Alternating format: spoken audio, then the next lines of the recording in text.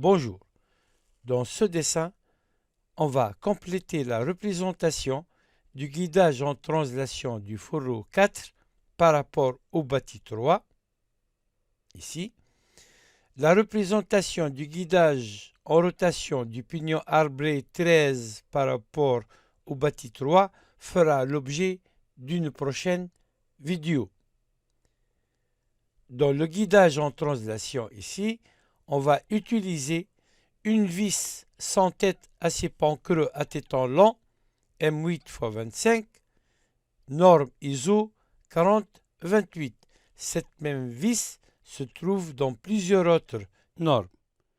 On va utiliser aussi un écrou hexagonal M8 24035 dans la norme BS ou BSI, British Standard Institute. C'est le même écrou 4035 dans la norme ISO. Je vais commencer par insérer la vis. Et pour trouver le point d'insertion, il nous a demandé de prévoir un jeu de 0,5 mm entre le bout de la vis et le fond de la rainure. Donc, je vais décaler de 0,5 mm le fond de la rainure. Donc, 0,5 entrée. Je clique sur le fond de la rainure. À gauche, 0,5 mm. Et je vais aller à contenu, vis,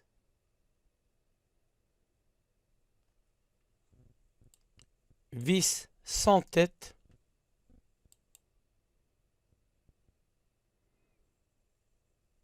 je vais chercher ma vis, donc 40, 28, recherche, et je trouve ma vis dans la norme SS et ISO ici.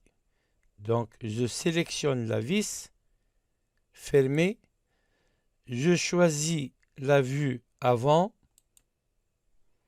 il demande de spécifier un point d'insertion, donc c'est ici.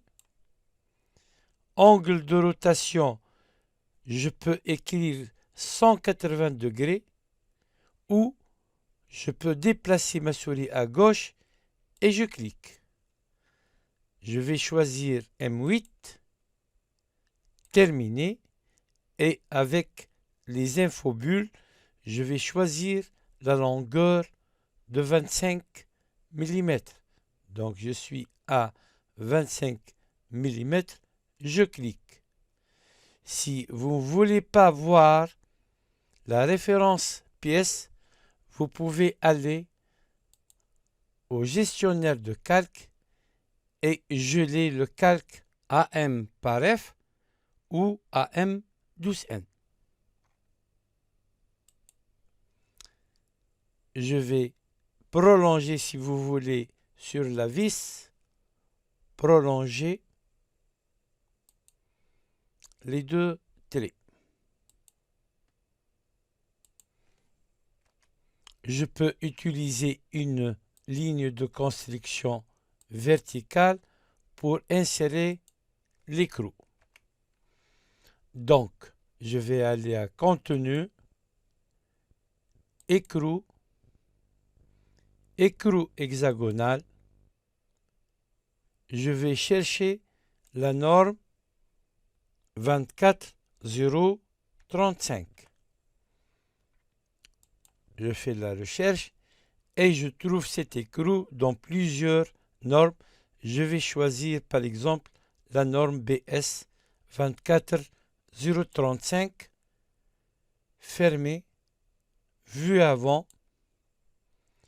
Alors pour le point d'insertion, c'est là.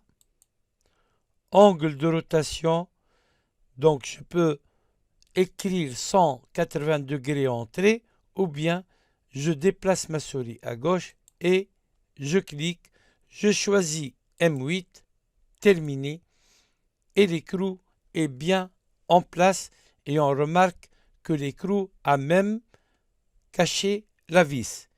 Je vais maintenant effacer cette ligne de construction. Je vais insérer des lignes de construction horizontales pour tracer le taraudage. Je peux utiliser par exemple le calque des traits fins.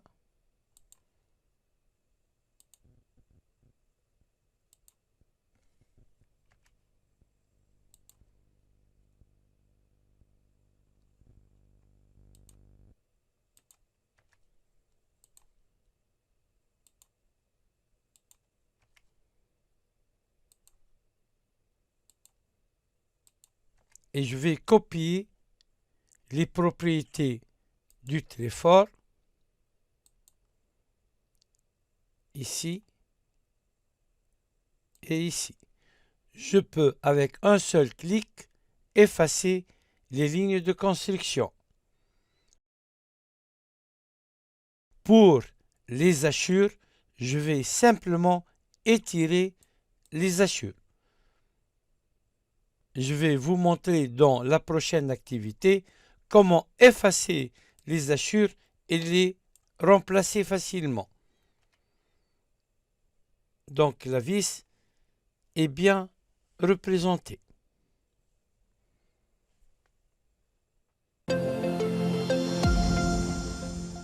Voici les fichiers proposés dans QR27 page 104. On peut voir ici, il y a un trou taraudé sur le boîtier et une rainure sur le fourreau, ce qui confirme le choix de la solution vis attétant et rainure sur le fourreau. Si vous voulez, on peut voir l'intérieur du boîtier. On va faire un enlèvement de matière.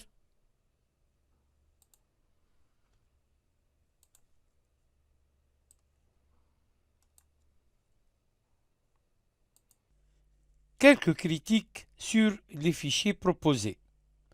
D'abord, ils sont réalisés avec une version assez récente de SolidWorks qu'on ne peut pas installer sur tous les postes des labos. Donc, j'ai converti ces fichiers pour être compatibles avec SolidWorks 2012 et ultérieur. SolidWorks 2012 peut être installé sur les systèmes d'exploitation 32 et 64 bits. Un deuxième problème, cette surface est inclinée. Donc, on ne peut pas faire une contrainte de coïncidence entre l'écrou qui est horizontal et une surface inclinée. Autre problème, cette distance n'est pas assez longue pour recevoir une vis à téton long. Donc la solution, j'ai fait un bossage pour augmenter l'épaisseur du boîtier et rendre la surface horizontale. La largeur de la rainure sur le fourreau est de 5 mm, alors que le diamètre du téton de la vis M8 est de 5,5 mm. Donc, il faut élargir la rainure.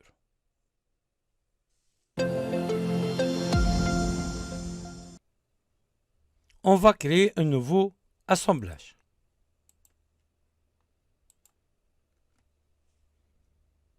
Et on va serrer d'abord le nouveau boîtier.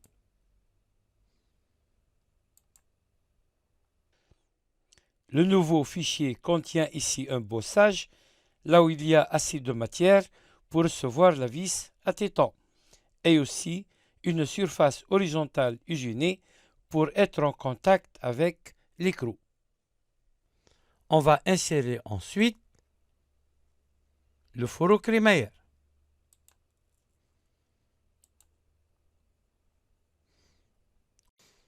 On va assembler le fourreau dans le boîtier.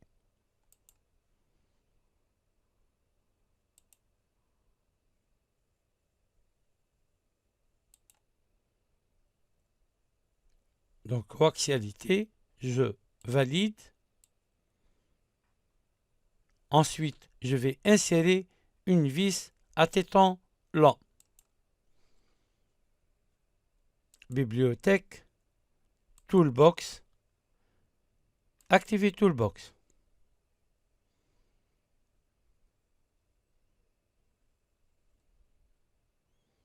Je vais choisir la norme ISO pour insérer la vis à 6 pans creux, vis sans tête à 6 pans creux, et on trouve notre normalisation ISO 4028. Donc je vais insérer cette vis M8. Pour l'affichage du filetage, je vais choisir représentation. Pour la longueur de la vis, 25. Et je valide. Échappe, puisqu'on a besoin d'une seule vis. Ensuite, je vais insérer l'écrou. Alors, l'écrou, je vais l'insérer de la normalisation BSI, British Standard Institute. Écrou, hexagonal, et on trouve notre normalisation 24035. C'est un écrou bas, un écrou étroit. Je vais l'insérer. Et je vais choisir le diamètre M8. Je valide. On a besoin d'un seul écrou. Si vous avez un problème de Toolbox sur Windows 10, j'ai une solution. Je vais d'abord supprimer les éléments insérés de la bibliothèque et je vais insérer la vis et l'écrou qui se trouvent dans le dossier de cette activité. Insérer composant, la vis ISO 4028, ouvrir, insérer composant, écrou ISO 4035, ouvrir. Je vais faire maintenant l'assemblage. Contrainte entre la vis et le trou taraudé. Je vais inverser l'alignement. Je valide. N'oubliez pas qu'on a une contrainte de distance. Il nous a demandé de prévoir un jeu entre le bout de la vis et le fond de la rainure de 0,5 mm. Donc, contrainte, distance, le fond de la rainure et le bout de la vis, je peux choisir la distance de 0,5 mm et je valide. Vous pouvez voir le montage de la vis.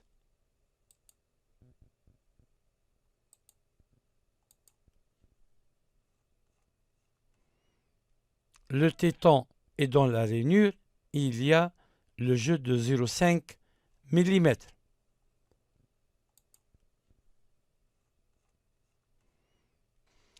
Maintenant, je vais faire l'assemblage de l'écrou. Donc, contrainte.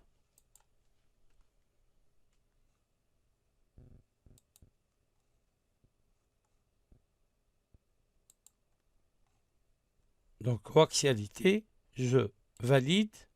Et maintenant, j'ai une autre contrainte de coïncidence de cette surface avec la surface de l'écrou. Et je valide. Remarque, la contrainte distance a empêché la rotation du fourreau. Il reste un petit problème, c'est que le déplacement du fourreau est non limité. Donc, on a la possibilité de limiter ce déplacement.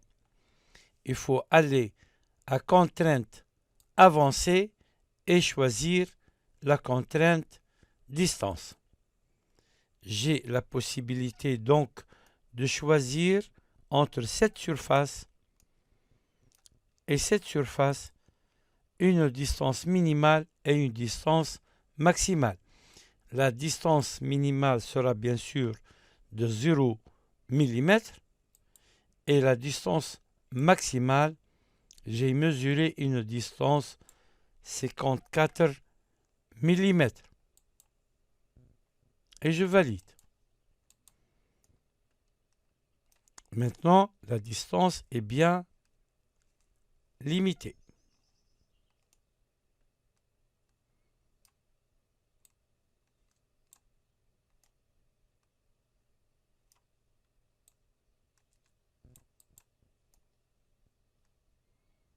Si vous voulez, on peut fermer le boîtier.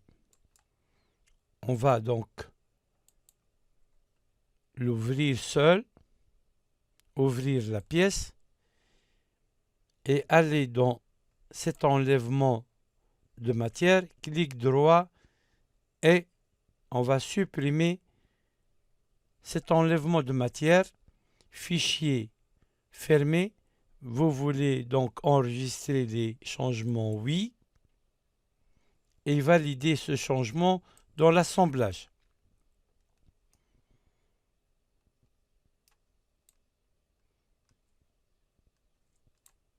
Je vous remercie de votre attention. Au revoir.